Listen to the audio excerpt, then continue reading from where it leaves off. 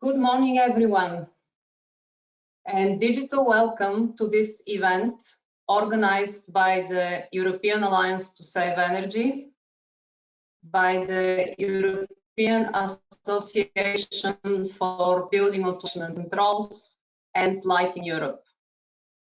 I hope you are all well and also curious to hear about smart technologies and their link to the Energy Performance of Buildings Directive. And you're also ready to participate actively in this debate today. My name is Bonnie Brook, and I work for Industry Affairs at Smart Infrastructure at Siemens. I'm also the Vice Chair of the European Alliance to Save Energy. I'll be your host for today, and the event is titled the EPBD Revision, How to Make the Building Stock Decarbonized, Energy Efficient and Healthy through Smartness. We will start with this virtual conference with a series of opening statements from the speakers, and then we'll move to the panel discussion and the Q&A session moderated by me that will also include questions from the audience. To put your questions to the panelists, just use the question box on your screen, and we'll take your questions and answers and answer them during the panel discussion session.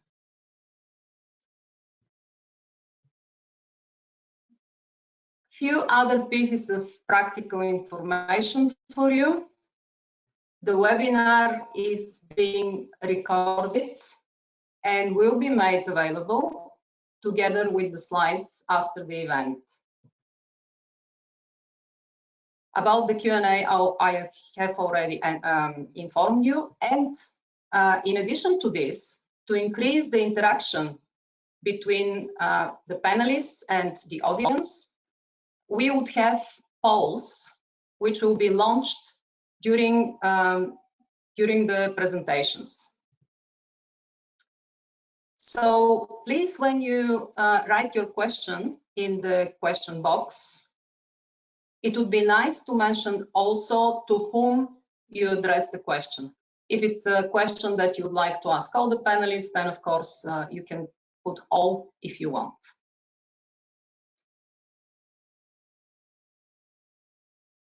So together with me today, we have an esteemed panel of speakers from the European Parliament, the building industry, and a well-known European think tank.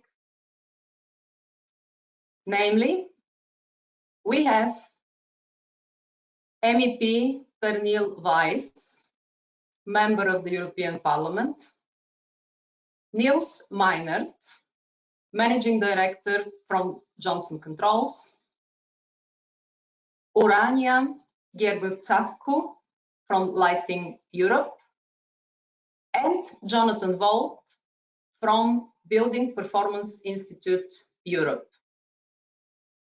Welcome to all of you, and thanks for joining us today. So to warm up, we'll start with the first poll. On this slide, please, can we have the slide with the QR code? You see the QR code. Please scan it to access the question and to provide your answer. And the question is, are smart technologies in buildings essential for Europe's decarbonization?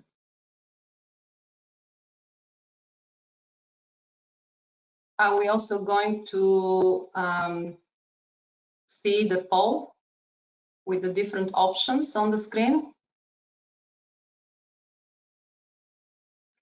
Could we also put the link in the chat box for the participants, please? The link is already in the chat box. Okay, good. Thank you. So are we going to see the poll then? Yeah, very good. So that's the statement. Smart technologies in buildings are essential for Europe's decarbonization. And you, dear participants, have the following options to answer.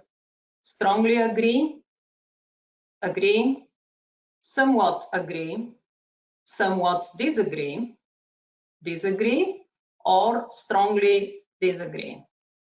So please go ahead. Oh, we have already 61 votes. We have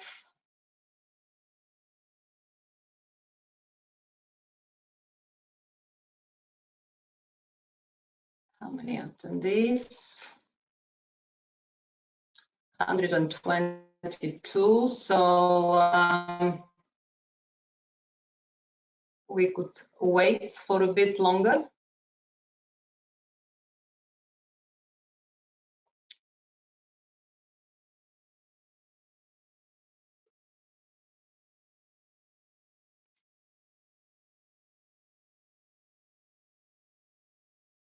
Please participate in the poll because we'll have a few more of these polls during the event, and this is just a way for us to interact since we can't see each other.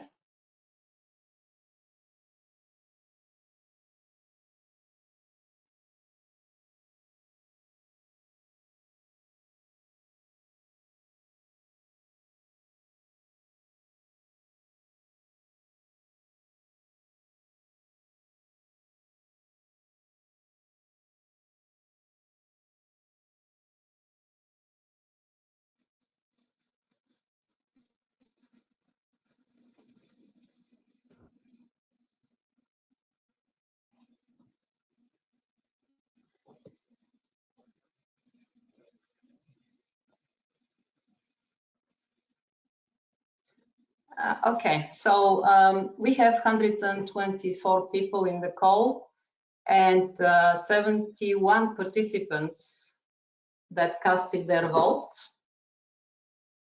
73, so it's still, I would be very happy if I see a higher number of participants. And it is a good warm-up exercise because we'll have a few more of this. And I also hope that you would use the question box as much as possible to interact with us.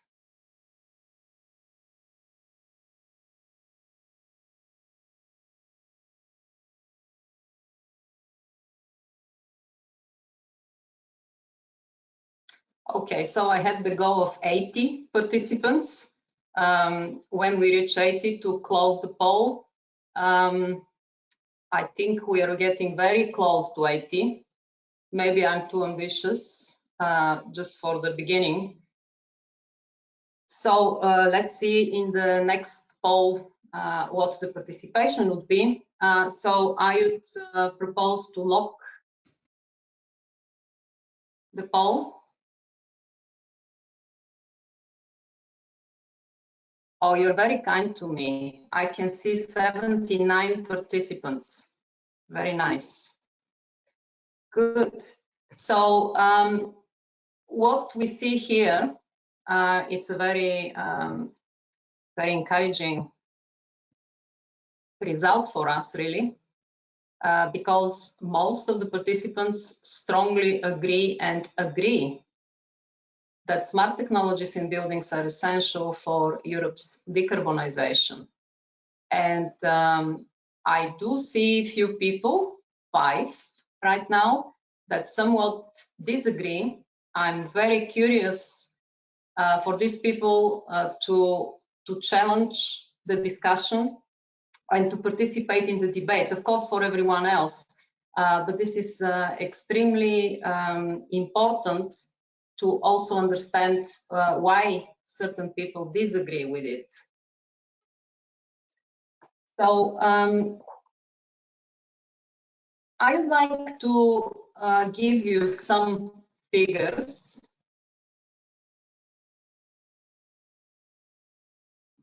published recently by the World Economic Forum, which underline the potential of using smart technologies in buildings.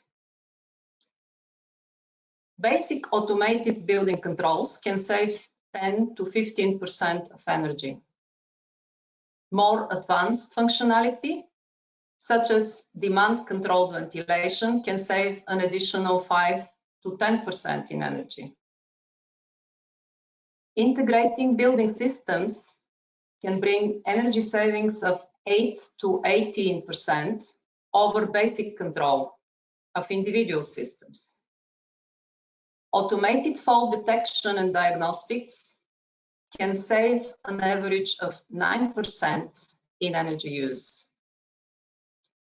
And in addition, grid interactive efficient buildings can reduce energy costs by up to 20% through active demand management. Despite this positive impact, most of the potential of digitalization is still unexploited in the building sector.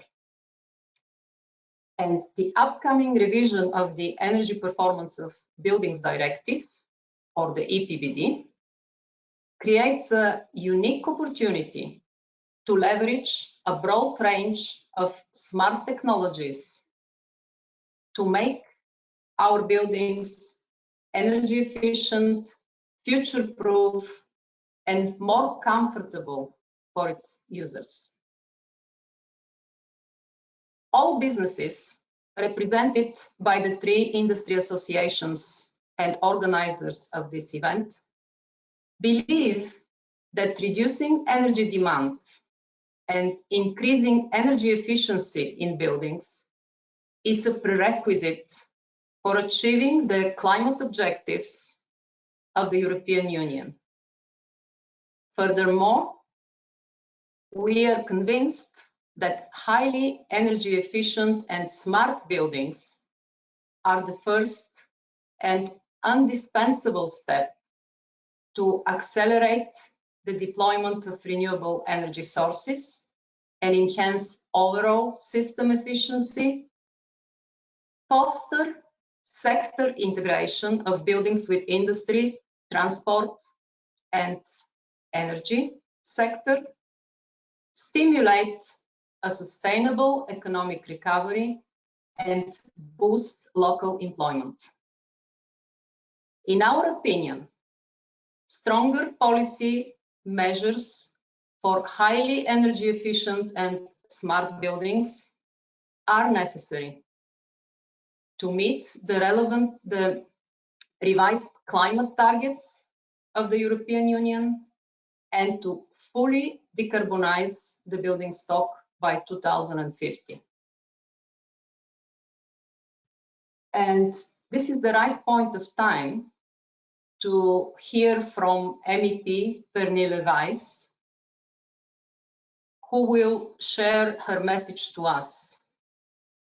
Unfortunately, MEP Wijs could not make it live with us today due to an extraordinary parliamentary call at a short notice.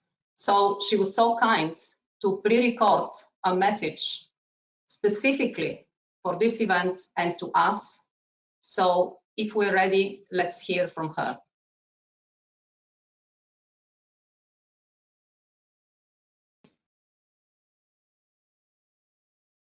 Hello, dear European Alliance to Save Energy and Lightning Europe. Congratulations to your event that unfortunately I cannot be a part of. But with this little message to you, I would like to underline that I hope it will be a success, because we really need to promote a sustainable recovery by speeding up energy efficiency and also the inclusive digital transition of the EU building stock. because the energy prices right now are increasing, and we know that energy that we do not have to buy because we are clever and better in doing energy efficiency, we don't have to pay for. Also, by doing more energy efficiency of the building stock, we improve the skills of European citizens and workers to be better equipped to the green transition of a lot of industries, not only related to the building sector. So I very much encourage you for a good talk, for a lot of ripple effects from today's event, and I look forward to continue my conversation and cooperation with all of you stakeholders in the near future. Thank you so much.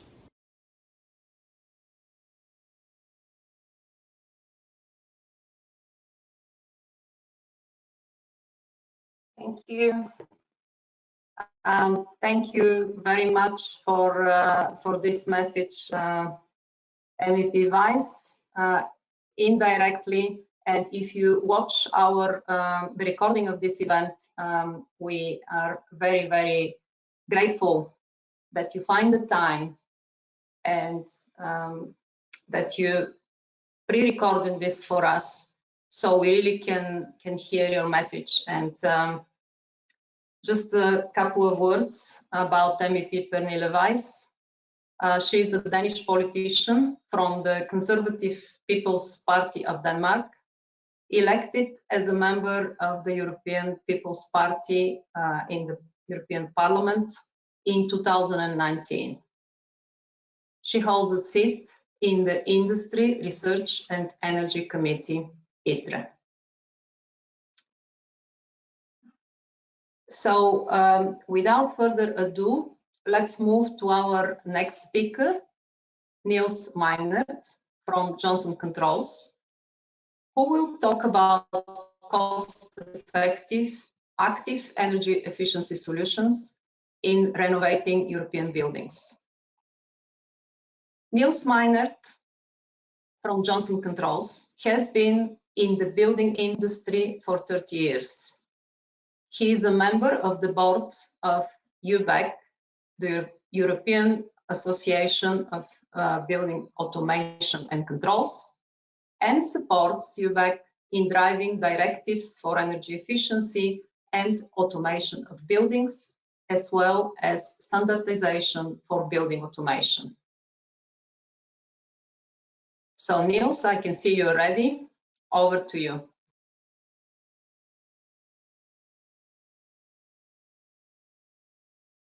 Thanks, Bonnie, for that. And I hope you all can see my screen, my presentation now. So yes, we can. Yeah. Perfect. So therefore, I like to introduce myself, of course, a little bit. I am with the building automation industry now for more than 30 years at Johnson Controls and a couple of other companies. I was driving the building automation business for years. And now I'm also a member of the eu.bac board and one of the vice presidents of the eu.bac. So it's really my pleasure here to present eu.bac and eu.bac's position regarding EPBD, so the European Energy Performance Directive.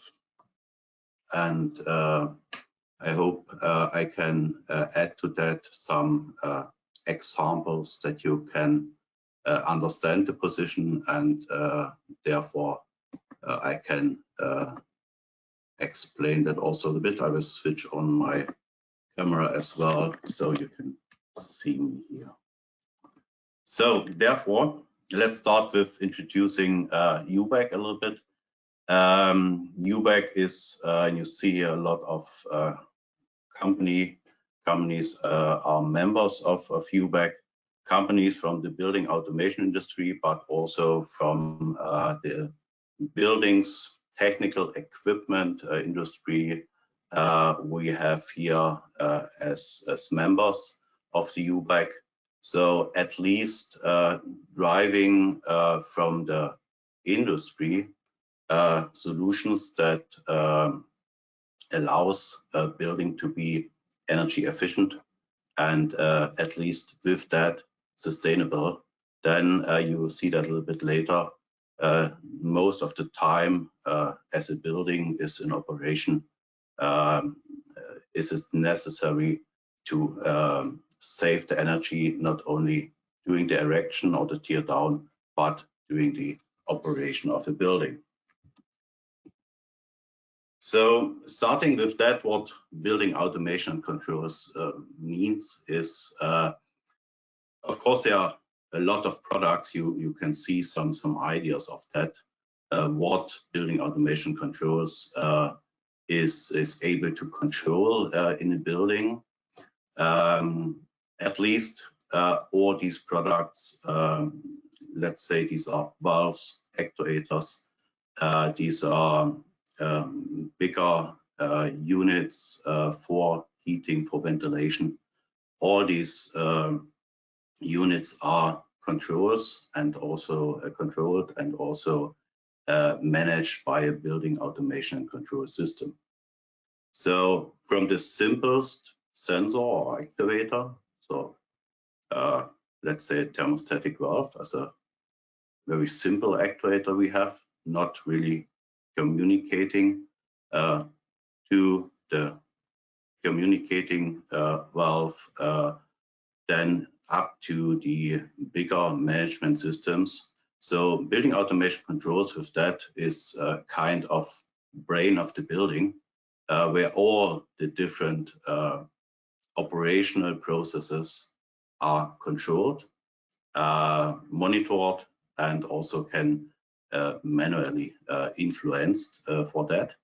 But it's not only somewhere a brain, it's consists of a lot of intelligent devices, so-called intelligent nodes, where sampling all the data, having also some intelligent insight that a lot of things are are processed and operated in these nodes. And on top of that, and that's something what is more and more important for having a smart or digital buildings, is having really on top on that a system can do real-time analytics, reporting services. So at least that you can create with that a digital twin of the building using for operation of the building. What does that mean for saving energy, or what does that affects for all the energy savings initiatives? So looking at a study, we quite often using also for discussing what is the impact of building automation and control systems. Then you can see on the left-hand side on this slide that in the different types of buildings, you can save quite a lot of energy by controlling and managing energy consumption via building automation control systems.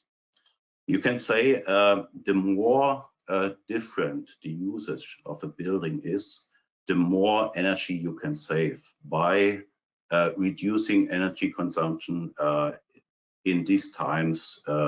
The building or an area of a building or a room is not in operation, for example. And that looking into that and using building automation controls, and with that some intelligent devices for reducing the energy consumption, you can result in these quite big numbers what cost and energy, what energy efficiency and cost reduction means. So for sure you have to invest something for that, for building automation and controls. And also what came up with this study is that in average, depending on the kind of building and usage, you have to invest less than 30 euro per square meter of building space for building automation and controls equipment. So with that, and saying that in average, we would save 14% of the total building primary energy. So that would means you have a return on invest of about 3 years. What is not really a long time for a return on investment if you think about that a building from the erection to the first renovation usually has just a time of 15 to 20 years usually.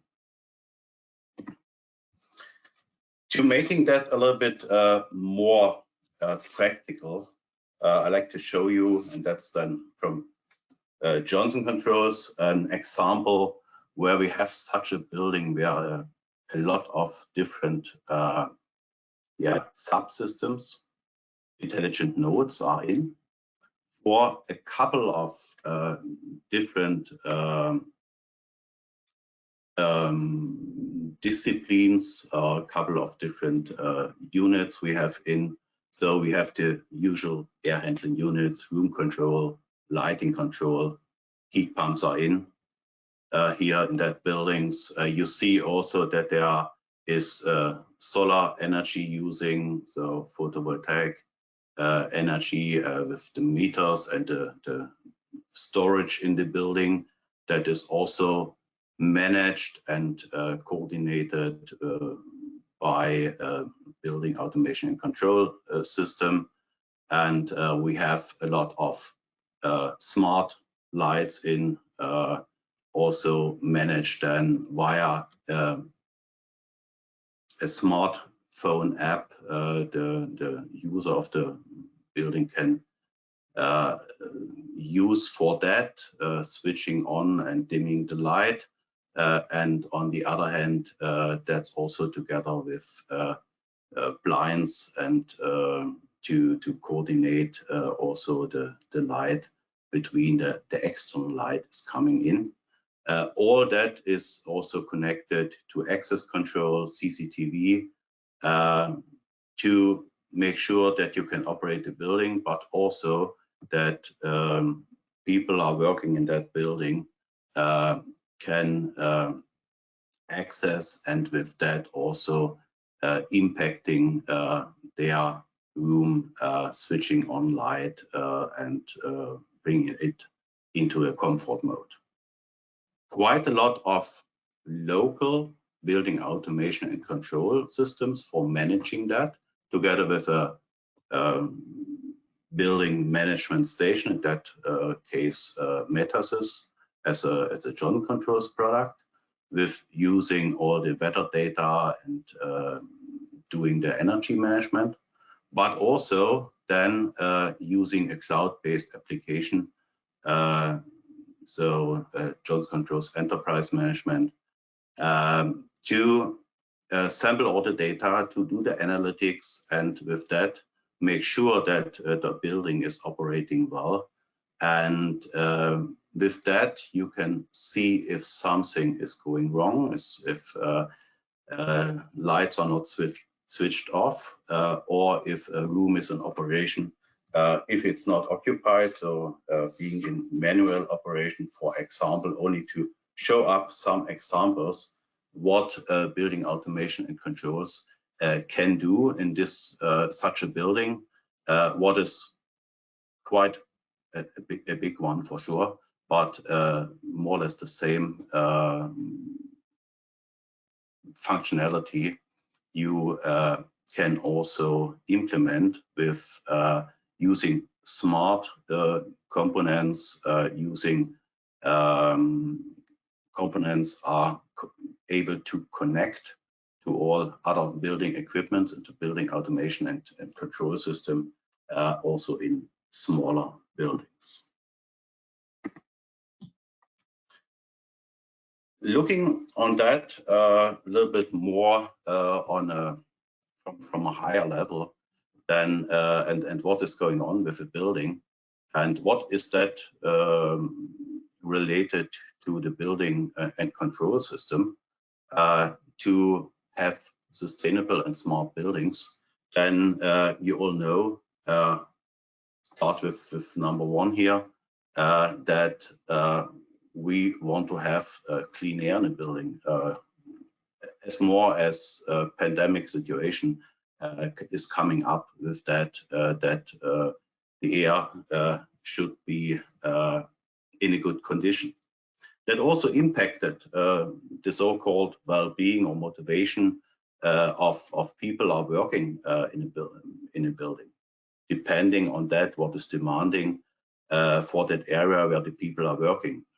Even it's a storage space or the office space, or is that a conference room, whatever. So therefore, it's important having right temperature, humidity, the light, the lighting coordinated with blinds, for example. So all this stuff is coming together here, and it's important for the productivity and of people are working in.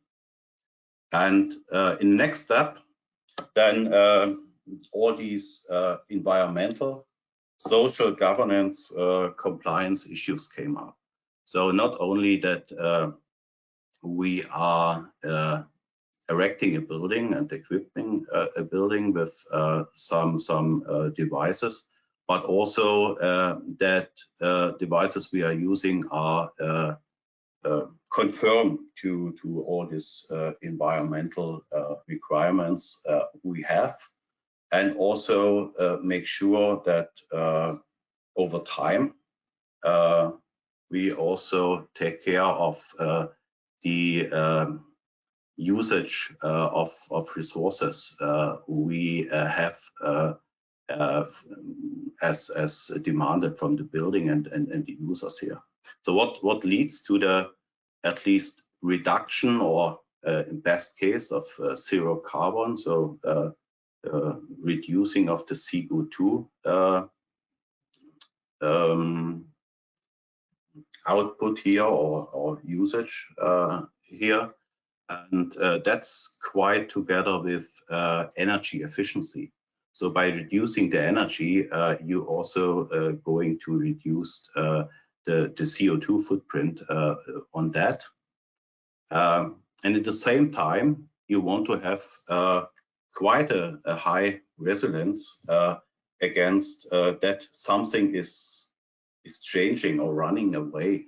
So you have to make sure that over the time of buildings in operation, all these different requirements are really in the right shape and as expected, and so that you're not running away from, let's say, a zero carbon building by using a lot more energy as you expected because of a different operation of the building. So with that, and having the energy efficiency, for sure, you can also reduce the energy supply cost. You have seen an example, there was a photovoltaic. Excuse me, Leo, it would be great if you can sort of spend another couple of minutes only. Okay, just heads up for you. Thank you. Okay, thanks. So what also reduced the cost per square meter, what means the total cost of the building is reducing over the operation time, what is more than 90% of the time a building exists. So therefore, you see it's quite important that the operation of the building is in a good shape. And so therefore, it's a position of the eu.bac really to implementing the existing EPBD, what is described the mandatory implementation of building automation control systems. So having smart buildings with energy output of more than 290 kilowatt of a building. So we prepared some guidelines and also verification list for that. that a building owner, also a consultant, and also national policymakers can use that as a guidance how to manage that. And with that, it's quite clear that digitalization is part of that, and is part of that what the building automation controls is doing all the time. So therefore, that's my last slide then, Bonnie. The position of the eu.bac is that we have to implement in all the member states minimum energy performance standard, what is at least in the EPBD, in the revised EPBD included. So, and with that, smartness of a building is key to really realizing the energy performance of a building. What also means that all the components have to be built in, should be fulfill a certain requirement regarding smart readiness. So being prepared to connect to each other and connect to building and automation control systems. And with that,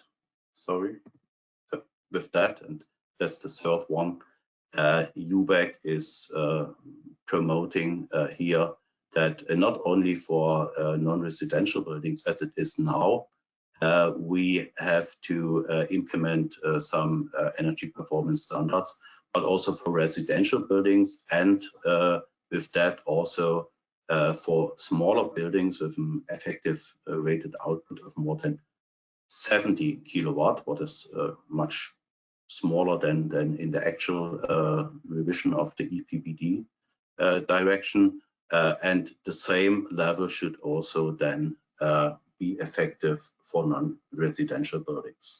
So that should give quite an input for a good discussion, and so I'm curious about and happy to answer your questions regarding that. Thank you. Thank you so much, Niels.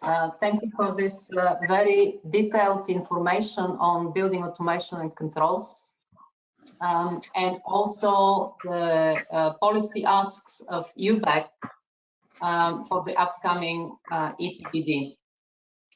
So now it's time for our next poll, and this time you won't have that much time, dear participants. So please, now you had your rehearsal with the first poll, go to the next question, and you have 1 minute to cast your votes. And the question is, which measure in the revision of the EPBD is key to unlocking smart capabilities in the European building stock? And the options for answers you have are: first, inclusion of digitalization requirements in the minimum energy performance standards. Second, BACS requirements in the residential sector. BACS stands for Building Automation and Control Systems. Third, mandatory smart readiness indicator requirements for certain buildings. You also have fourth option for others, that you can use the chat box or the questions box to put if you have any other ideas how to answer this question about the measures. So please start, and you have 1 minute. If I can see the poll. Okay. Yeah, would be great.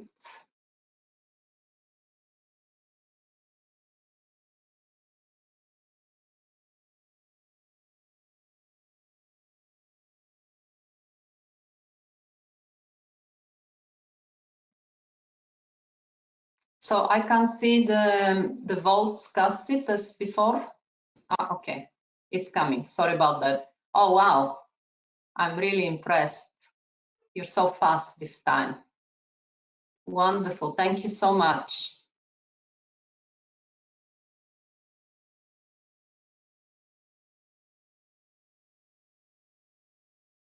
Okay. So we are at 79 as before. Oh, wow. That time we passed the 80. Very good. I think that's the time gone now for the poll, and the results you can see on the screen. The winner is the inclusion of digital requirements in the minimum energy performance standards, followed by the mandatory SRI requirements for certain buildings. And then we have many votes also for the BAC's requirements in the residential sector. So that's very good. I cannot see the comments on the other specific ones, not in the question and not in the chat, but it doesn't matter. Please, if you want, you can type it down for the rest of us to share your idea. So now let's move on to our next speaker, Urania Gergut-Saku from Lighting Europe. She's the Secretary General of Lighting Europe, the voice of the lighting industry in Brussels. Urania has over 15 years experience in advocating for membership organizations. Thank you very much, Urania, and please take the floor. Thank you very much. Good morning from my side also, everybody. I've just launched my slides on the screen, so I hope everybody can see them. A warm welcome also from my side. It's not yet. We can. Yeah. Wonderful. Thank you, Bonnie. So also a warm welcome from my side, and thank you to everyone who's joined today for this very interesting conversation. I'm reassured by the results of the poll we just had now about the need for digitalization, and I'm really intrigued about the not so sure people on the first answer, on the first question and answer session. I really look forward to having an exchange around that.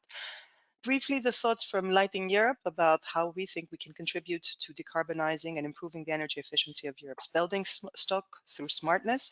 First of all, a brief introduction to who I represent. Lighting Europe is a trade association representing lighting manufacturers from across Europe. That means the companies that manufacture light bulbs, that you know, luminaires, the controls that go with it as well. We represent 30 members, so a mix of companies and national associations representing companies, altogether about 1,000 companies from across the wider Europe. And we have a vision in this trade association, which was developed back in 2016, and it actually reflects the mission of Lighting Europe as a trade association. Our members decided and put forward a roadmap in 2016 about how to deliver the value of lighting to people and the planet by 2025. And basically what that consists of is building on the potential that electronics technology, LED lighting technology, can offer, deliver energy savings, sustainability and durability, and move on to the rollout of intelligent lighting systems that can deliver on human-centric lighting. And it's those two elements that I will focus on my presentation this morning. I think we can all agree that this is not only a strange time in Europe, but also for the world, not just because of the pandemic, but it's really a time when we've decided to translate, at least in the EU, our values into policy. We have a very firm commitment around greening our policies, our industries, and our actions. The EU Green Deal puts that really in writing and makes a commitment in law and in practice for all of us. The commitment to a renovation wave is also an impressive piece of, I think, policy that we've not seen in a while. It's attached, it has money attached to it.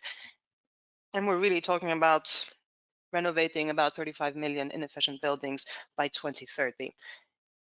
And if you think about it today, in our pockets, you and I, we have more computing power than what put a man on the moon back in the 60s. So the electronics, the technology is here today to make everything digital and improve our life. So quite frankly, why wouldn't we use that benefit also as part of this renovation wave, this once really in a generation opportunity of driving renovation forward for energy savings for the planet to also contribute to that objective?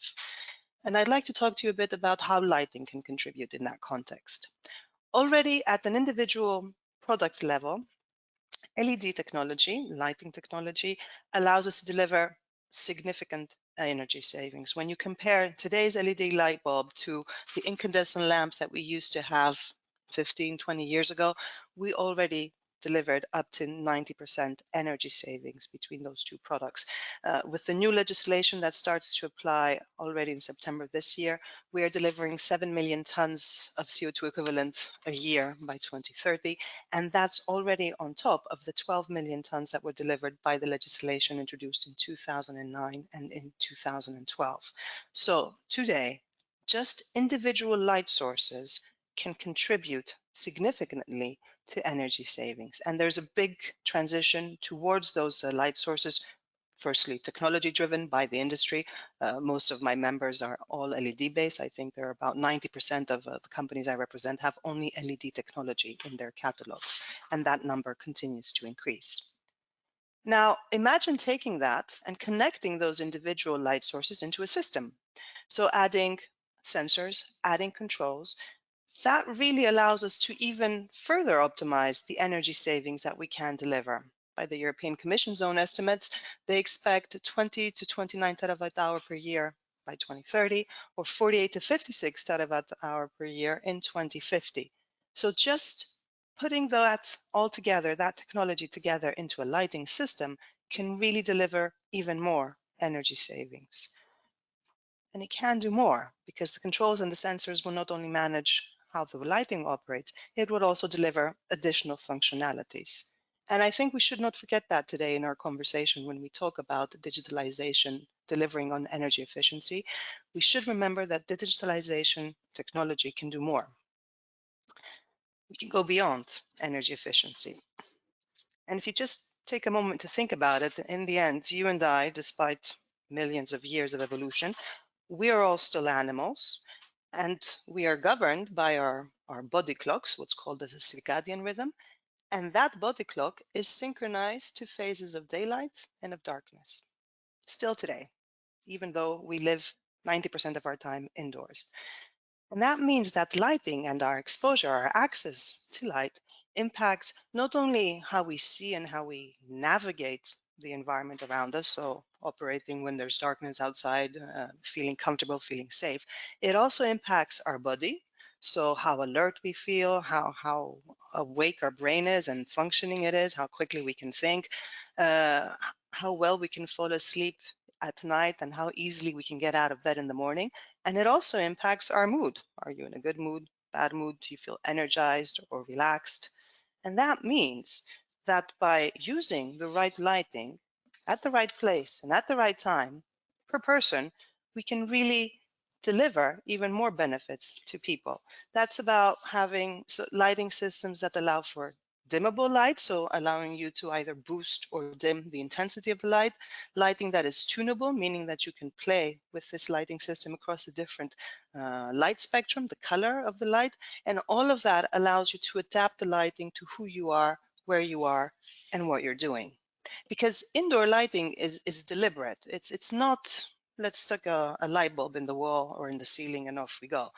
Good lighting design and good lighting systems are all about a set of deliberate choices, decisions based on how people will function in a space, what they will do, how they will do it. Let me show you in practice. This is an example of an office in Spain. Like I said, the technology is already there. It already exists. It's already installed. It's being used. Just to give you an idea of a few things that happen in this space, you have lighting systems that allow for this dynamic, tunable light, which changes temperature throughout the day in order to mimic daylight. So the light in your office is not static. It's not always the same intensity, and it's not always the same bright color, just like the sun outdoors. In the morning, the light is regulated to a cool light at around 5,500 Kelvin. That makes you feel energized and awake. You need cool, bright light to wake up your brain and your body. And later in the afternoon, when it's time to wrap up, relax, and move towards the end of the day, it goes down to a more warmer color temperature. You will see that in the meeting room, we have a different color because you're not supposed to sit there and actually type at your computer. You're supposed to sit there, be able to look at people, maybe look at the screen, but also feel a bit more relaxed and brainstorm. And on individual workspaces, you also see that there are presence sensors. So it allows people, like in the meeting room, it allows the system to know, is there someone sitting there? Do we need to switch it on?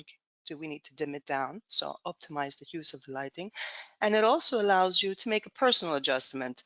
So I know a lot of people have often told me, but Rania, I sort of like to play with my own light. I don't need anyone to decide. That's fair. And that is still possible within automation, within digitalization. So technology already out there, installed in our ceilings already today, delivering energy savings and better quality of life for people.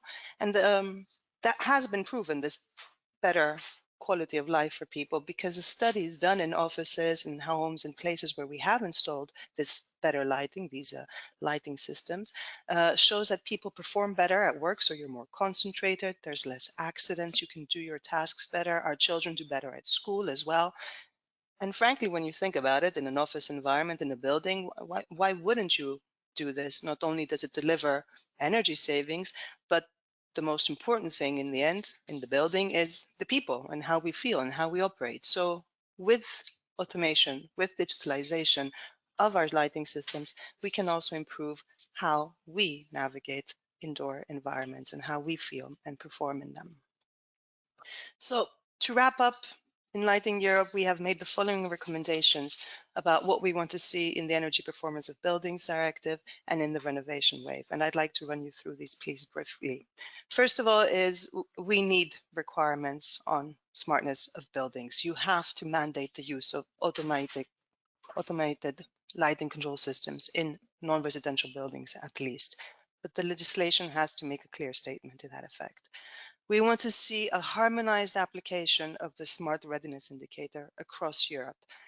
It's a tool, it's a good tool, it remains voluntary. We have to make sure that everybody's using it and that what we get is a harmonized approach to how it's being used.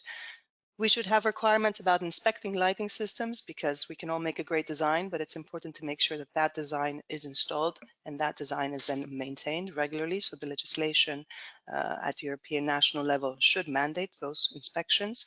We'd like to see minimum requirements for indoor environmental quality, also for lighting, and those requirements exist in lighting standards.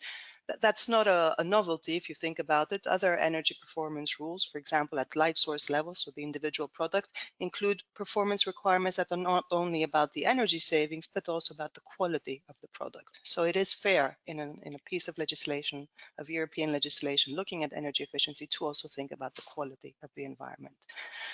We should definitely make sure that the financing continues to come. We have a big financial wave coming out in response to COVID as part of this EU Green Deal and the renovation wave.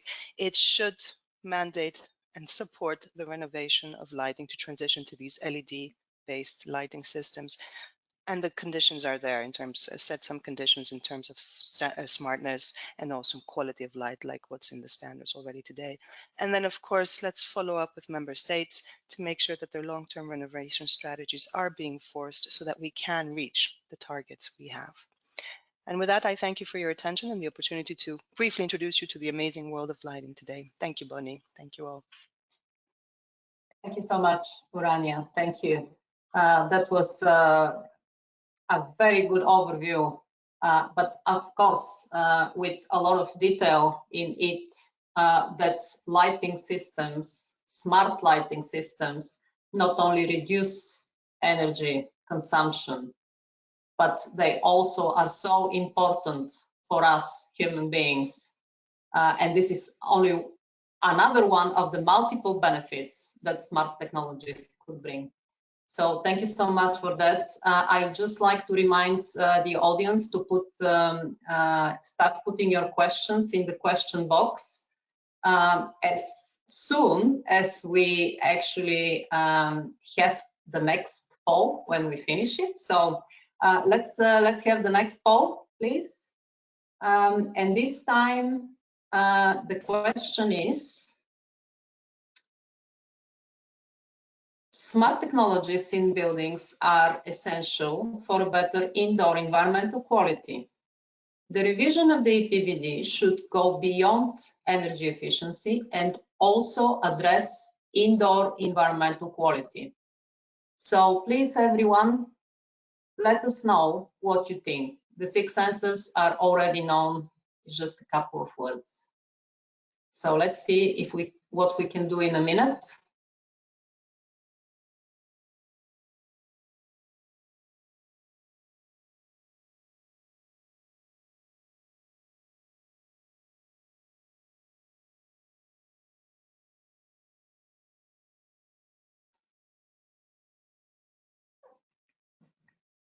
Good.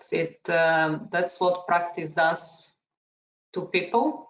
We get very, very good at what we know, and that's fantastic. Thank you so much. We are almost at 80. Anyhow, I think we're running a bit behind time.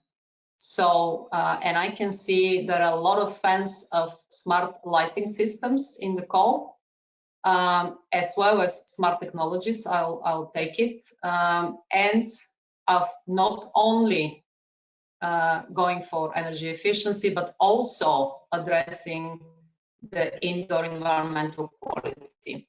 So thank you so much. I think the result is very clear. And I will now invite Jonathan Volt, who is our final speaker today. Jonathan is from Buildings Performance Institute Europe. He is a project manager there. And in the last couple of years, he's been very focused on working on building renovation passports and digital building logbooks. So Jonathan, welcome, and over to you. All right, thank you, Bonnie, and thank you for having me. I'll just share my screen. And I'm sorry, I have a slight cold, but I apologize for that. And for your sake, I'm happy this is a webinar and not an actual meeting. But I'm happy to be the last one to present here, because I will repeat a couple of things, and then, as Bonnie said, I'm a building policy expert rather than a smart building expert. So I hope to bring a couple new perspectives to this discussion. But yeah, my name is Jonathan. I work at the Buildings Performance Institute Europe. We're a non-profit think tank and based in Brussels and Berlin. And yeah, all right. So this was basically a repeat of what Oranja just said. And with this, I just want to say that during the 2 last years, maybe we have seen that climate and building policies have really started to picking up speed. We have the new climate target of 55% reduction by 2030, and of course in the renovation wave they stated that they want to increase the renovation rate from 1% to 2% within the next 10 years. And this of course requires a lot from in terms of actual policies, actual regulations and so on, but also from the industry. And let me go through here.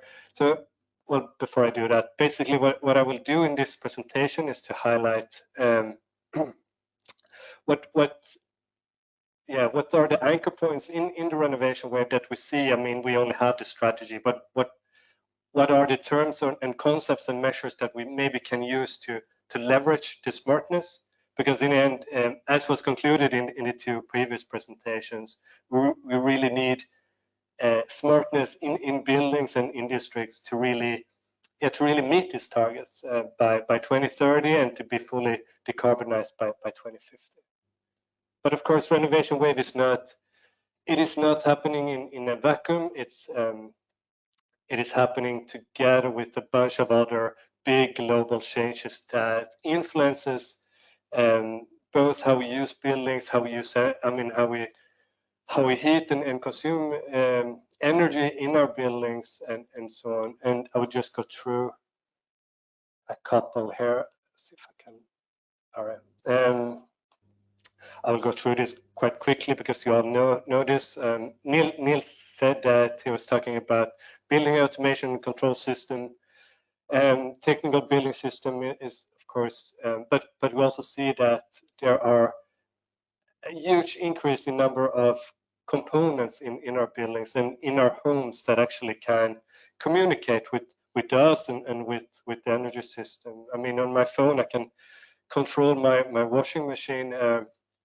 And I mean, I think that opened up to be a lot of opportunity for new business models and so on. We have an increase of electrification of the energy system.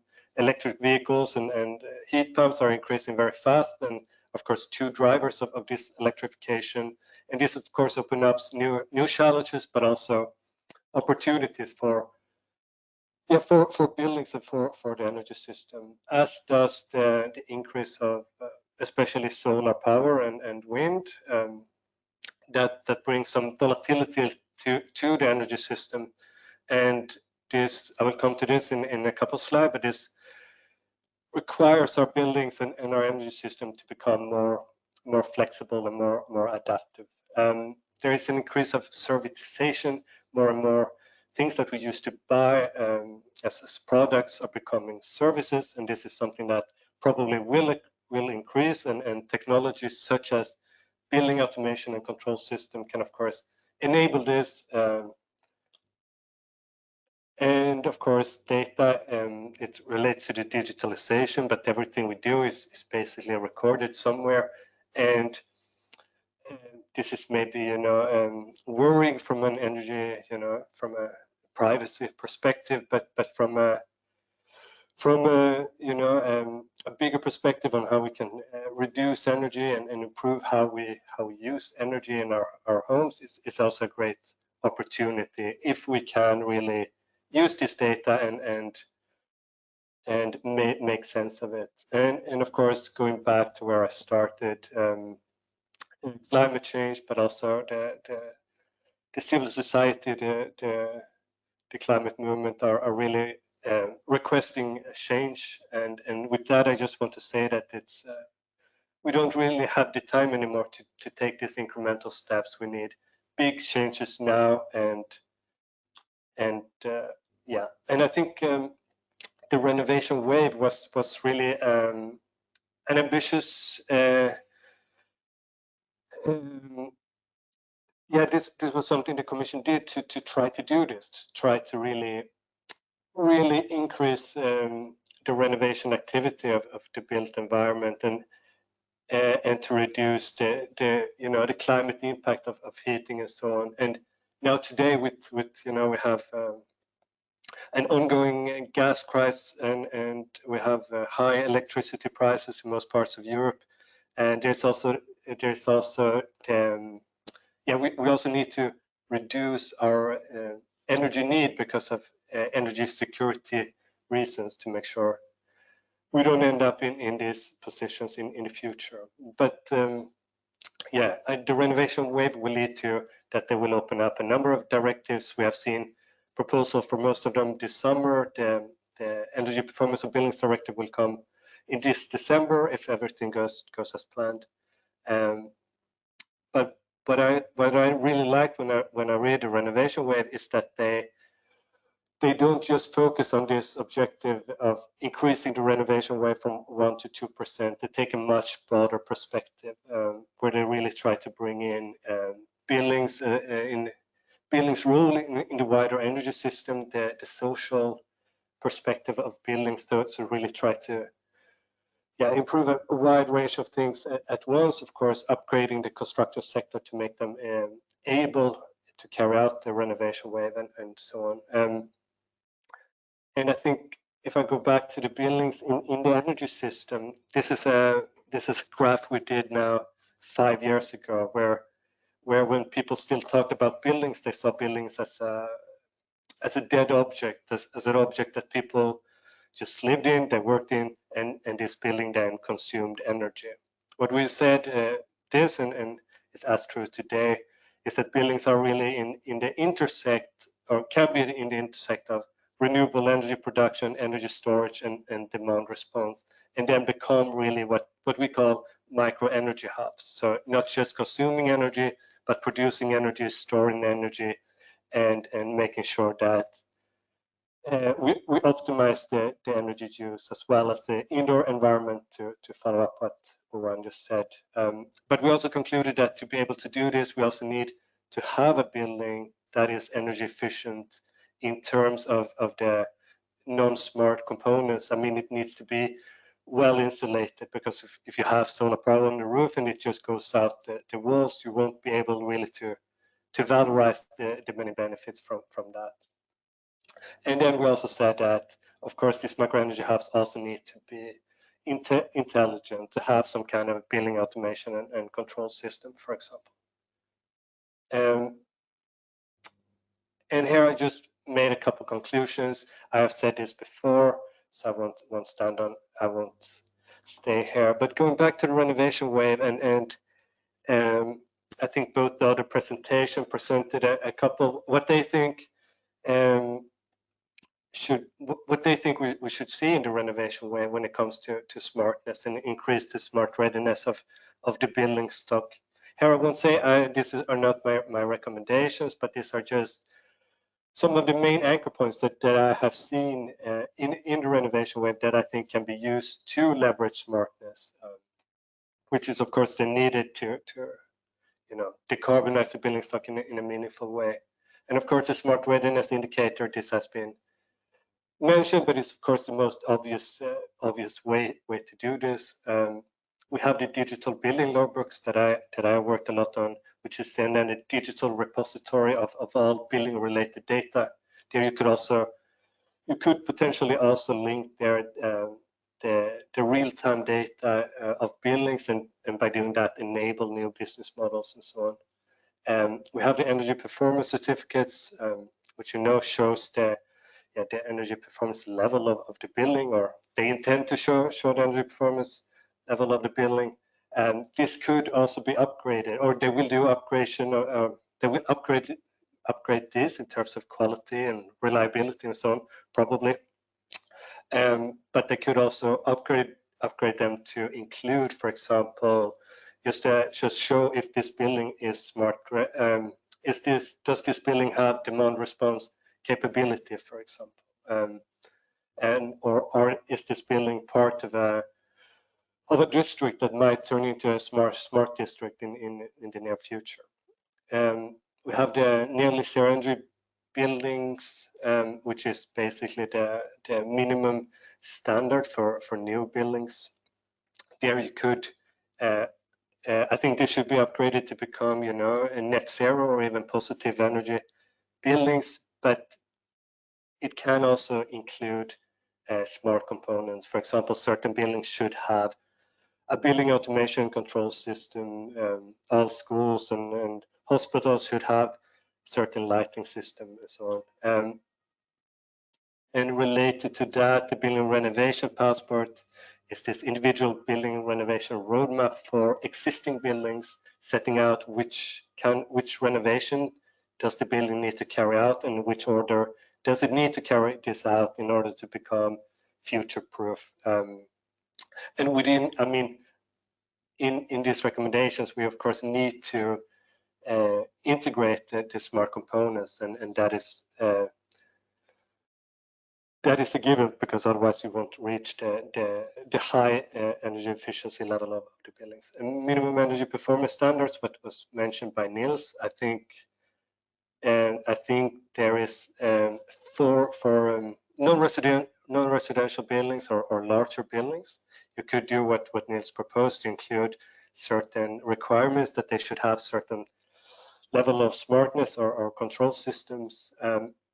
But then there's also, I think, for all minimum energy performance standards, there's a need to also link it with the actual energy use, and not just the calculated energy use, and there we also need we need a better way to understand what building use and how much energy they use and when they use it and so on. Electromobility, this was a bit discussion last time, but to expand this to have more charging points and to enable the infrastructure of what I call micro energy hubs. And then finally, I think, going back to my micro energy hubs slide, I think then we talked about individual buildings a lot, but I think what I see in the renovation wave and I think we need a change of how we see buildings. They're not individual components, but they are part of a district. And if we really will leverage the many benefits there are from smart buildings, we really need to take a district approach. And this is from one of our projects called Sonicia, where they develop a sustainable plus energy neighborhoods and test it in different countries. I expect people to interrupt when the time is running out, because I also want to have time for the discussion, but I have here three opportunities or recommendations that I just want to highlight. The first one I've talked a lot about. We need to integrate buildings into the wider energy system, and we need to view buildings as part of the energy system. And I think part of this is to define what is positive energy neighborhoods, because it's clear that we need to evolve neighborhoods or districts to positive energy. And to do that, we of course need to increase the efficiency level of the buildings that are there, but also increase the smartness level as well as other systems. Excuse me, Jonathan. Yeah. You have 2 more minutes, Max, 2 minutes? please. Yes. That's more than enough. Yes. Thank you, Bonnie. Thank you. All right. And then, of course, making sure, I think Neil said it, but new buildings could be required to have active energy management and storage solutions, which could be required in the new, if there will be a new NCEP definition, and support local authorities or require local authorities to really develop plans of how they will develop districts into smart districts or into positive energy districts. And I think the living labs that are quite many now across Europe, and many of them funded by the Horizon Europe. And there I just want to say that I am part of a new project, Open Lab, where we will do exactly this. We will try to develop smart district and positive energy district solutions in 3 countries, in Genk, Pamplona, and Tartu. And we have the kickoff meeting next week, and on the 20th there will be a public launch. You can follow this online if you want to hear what one of these living labs will do.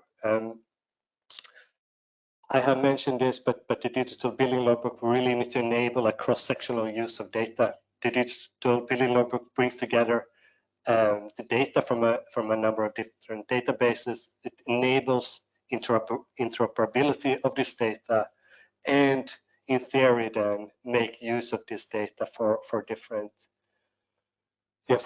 actors. And this can also then enable new business models, which is my last slide. And here I just want to say that we need to, I think the smart readiness of buildings and technologies such as building automation and control system really opens up for new business model that can help us to increase the renovation rate and reduce energy in smart ways. And we really need to reduce and remove the remaining barriers to these practices such as demand response. And with that, I want to leave it back to you, Bonnie. Thank you very much, Jonathan. Thanks a lot. And thank you for bringing this new element, or talking a bit about the positive energy districts, because our next poll is actually related to it. Could we please have spent 1 minute on it? And in the meantime, I would like all the panelists to get ready to come to the panel. So let's see the last poll for today. And the question is, what should be the first action for the EU be to enable the uptake of positive energy districts? And here you have quite a few options, and I will read them out for you. The first one, develop clear definitions of positive energy districts. Second, easier and broader participation of buildings in demand flexibility. Third, removing barriers to local energy sharing and to the market. Next, improve the interoperability of data, cybersecurity, and data protection. Then require municipalities to develop long-term plans for their building stock, including uptake of positive energy districts. And the last option is require the inclusion of positive energy districts in the long-term renovation strategy or and national energy climate plans.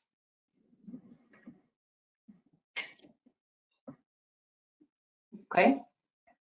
I'm so happy to see our active audience here. It's changing so quickly. Very good. Okay. So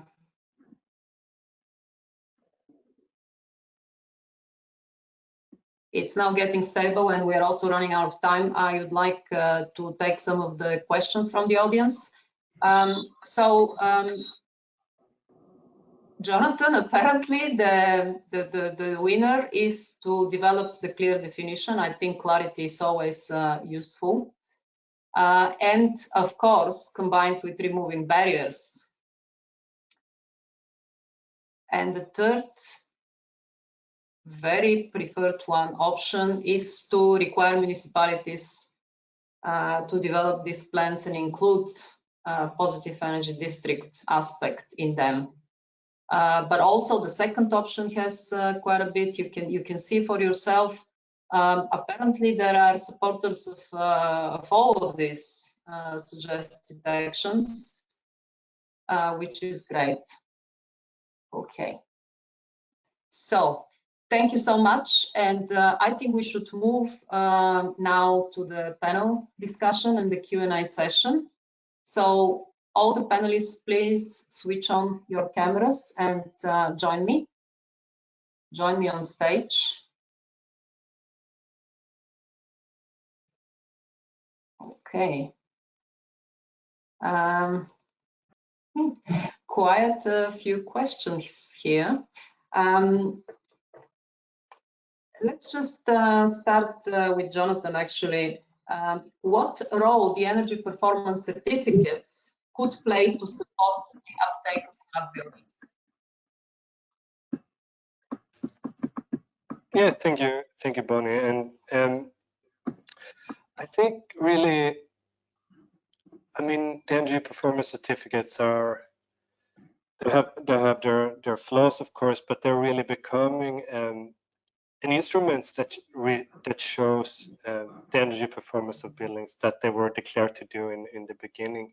I think, of course, you can make the link to the smart readiness indicator and so on, but I think we should use this one paper that you have on the energy performance certificates to really illustrate or show information that homeowner or buyers of buildings are interested to know.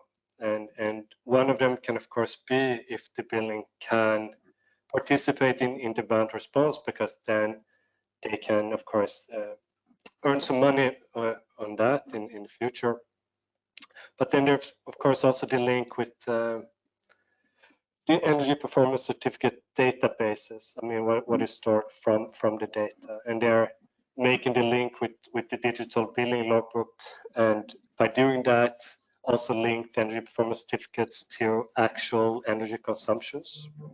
I'm not saying that we need actual energy consumption as the only thing in the energy performance certificates, but we need both the measured value of what is the energy performance of buildings, but then also how much energy does it actually use. I mean, if I'm buying a building and I want to have a quite good idea of how much I will have to spend on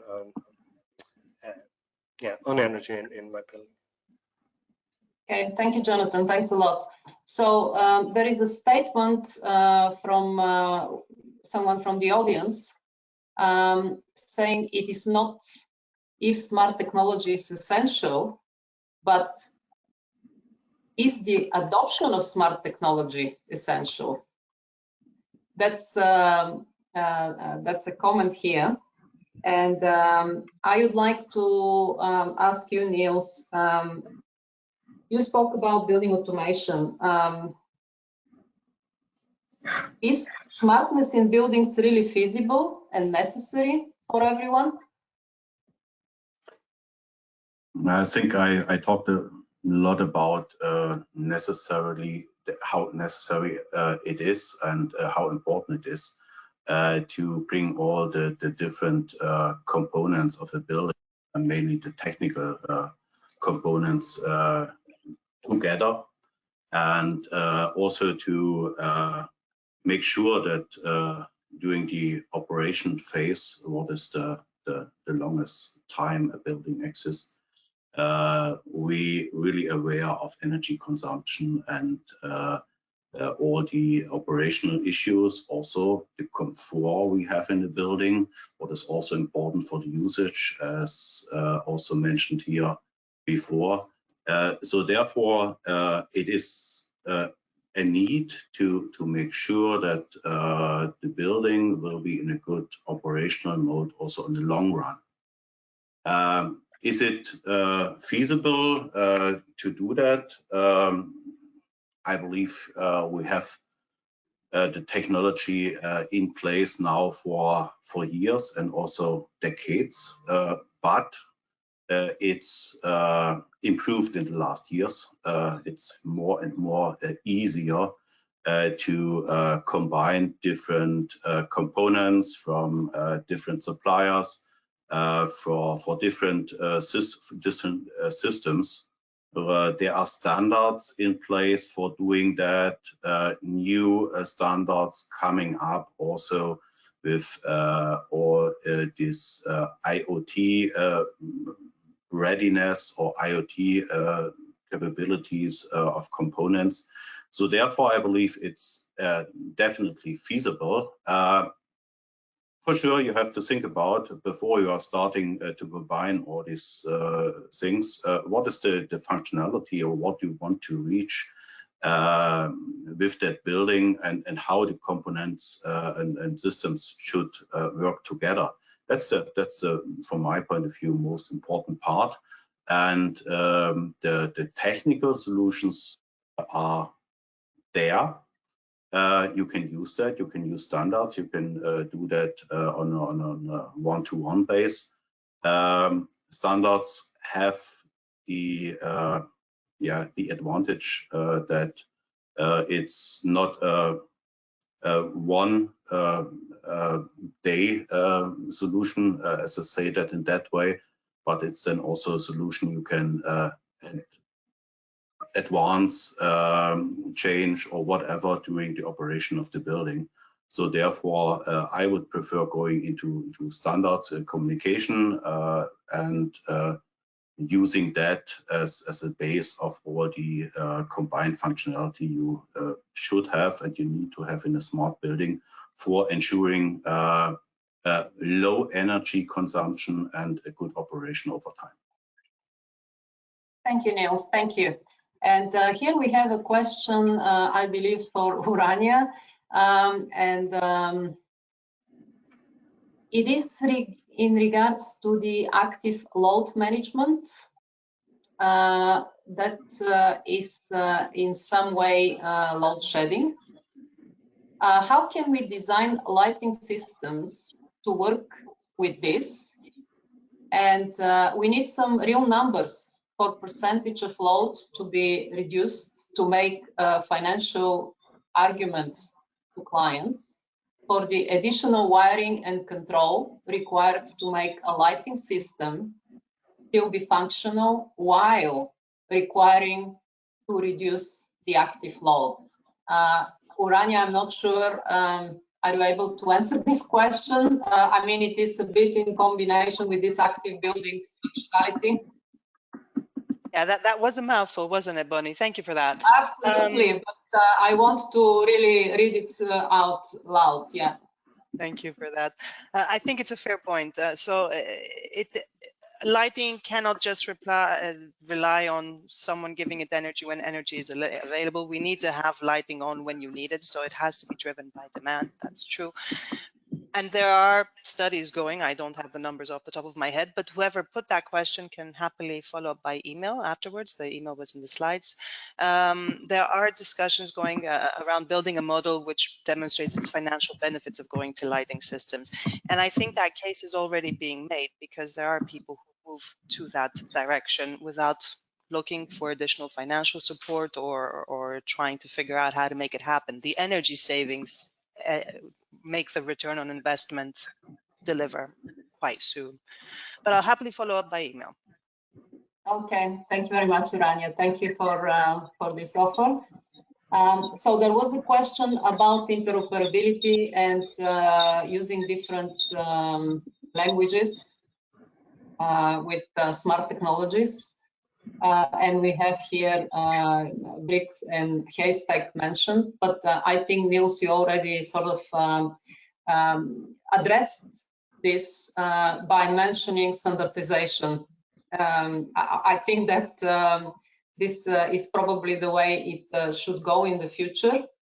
And I think we have quite a bit of advance in this area in building automation. So I will go to the next one.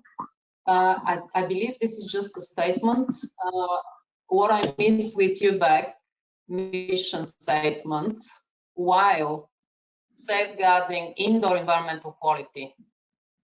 The main objective for buildings is not to save energy only, but to provide a good place to work while saving energy. And I think I'll take this one myself, Niels, because I think actually what is in the statement of eu.bac is completely correct.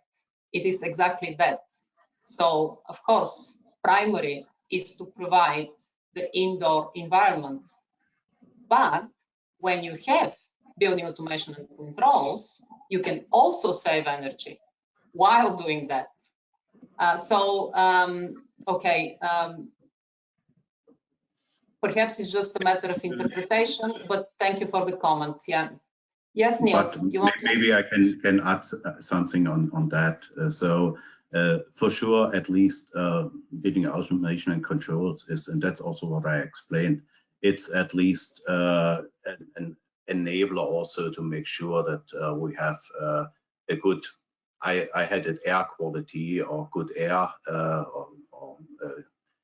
in a building, and so therefore with that, and also having all these productive environment for people in building, air quality is air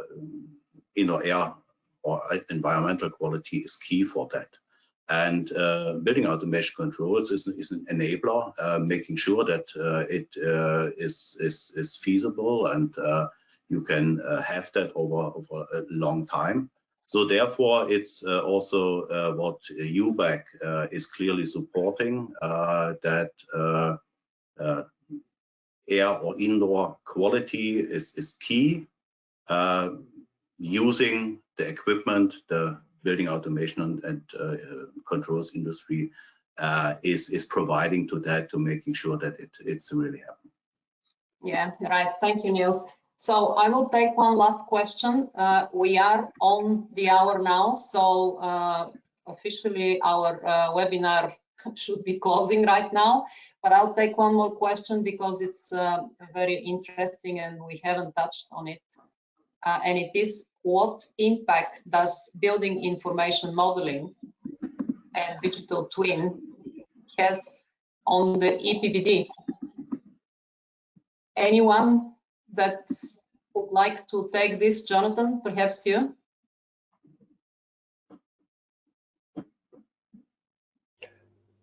No, I don't. I think of course BIM and digital twins are very interesting, and I think there are many interlinkages with the digital building logbook that I mentioned. But I'm really not an expert on this concept. All right. So if anyone else can answer that off the cuff, if not, we'll actually close this event. If you agree, let me give a comment on that. Yes. Yeah. On a very high level, because it's maybe it's a separate webinar going into that. These are not two different things, but we will find and work with that also in designing buildings. BIM is key for that. And at the same time, we want to use that also then for building up all the information we have there, to building up a digital twin of the building. What I also mentioned as part of data analytics, having all the data in the cloud, doing comparison, seeing how the building is used, if the building is the building is used in a different way, so we will see that also in energy consumption.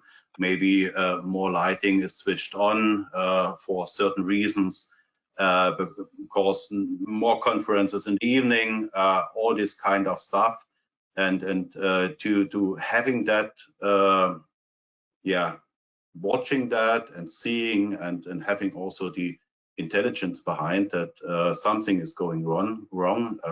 So therefore, at least a digital twin is key to have the full picture of the usage of the building, and with that you are able to react if something is going out of the expected energy consumption and the footprint. So yes, Niels, thank you. I think we really definitely there is a lot of convergence in using digital twin and building automation, that's and other smart technologies in building. So this is really this is happening. So, but I really have to close now, and all that I want to say is first, while end-use efficiency has always had system benefits, digitalization allows for these benefits to be measured and valued more quickly and more accurately. Digitalization is modernizing energy efficiency, and it can unlock greater efficiency if barriers are removed. So we look forward to seeing Europe's global climate leadership translated in sustainable, green and digital measures in the upcoming EPBD revision. The revision will make it the keystone legislation for the European Green Deal that will either support or undermine the entire European green transition. We all have the obligation and the opportunity to make a difference. So with this message, I'm closing this event, and thank you so much to everyone that joined us today. Thank you to all the panelists. Thank you so much. Thank you to all viewers, and stay safe, stay well, and enjoy the rest of your day. Thanks a lot. Bye. Thank you. Bye. Thank you very much as well. Bye.